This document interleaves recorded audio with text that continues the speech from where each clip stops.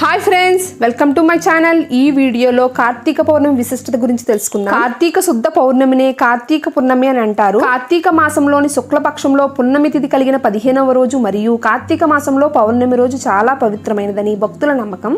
కార్తీక పౌర్ణమి అనేది హరిహరాదులకు అత్యంత ప్రీతికరమైన మాసం. అన్ని మాసాల్లోనూ ఈ కార్తీక మాసానికి ఒక ప్రత్యేకత కలిగినదని వేదాలు పురాణాలు చెప్తున్నాయి. శివునికి విష్ణువునకు ఇద్దరికి ఎంతో ఇష్టమైన మాసం కనుక ఈ మాసంలో మానవాళి వారి ఇద్దరిని కొలిచి తరిస్తే అపారమైన అనుగ్రహం కలుగుతుందని భక్తుల నమ్మకం. సోమవారాలు, 2 ఏకాదశులు, శుద్ధ ద్వాదశి, పౌర్ణమి దినాలు ఒకదానికంటే మరొకటి అధిక ప్రభావవంతమైనవి.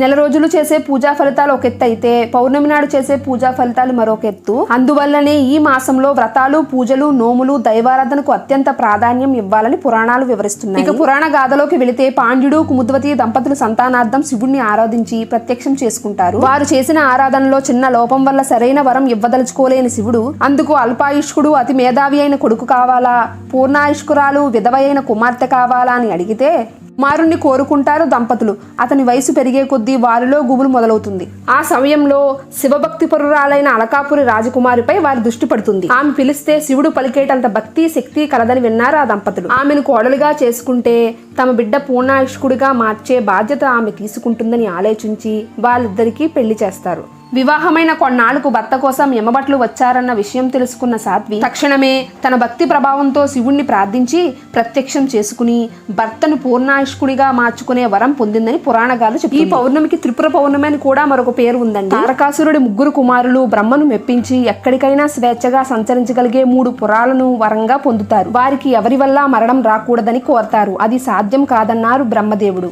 అలాగైతే రథం కాని రథం మీద, విల్లు కాని విల్లుతో, నారి కాని నారిని సారించి, బాణం కాని బాణంను సంధించి 3 నగరాలు ఒకే సరళ రేఖలోకి వచ్చాక ఒకే బాణంతో 3ని ఏకకాలంలో కొడితేనే మరణం సాధించేలా వరం కోరుతారు. ఇంకా అట్టి వరాన్ని బ్రహ్మ ఇవ్వక తప్పలేదు.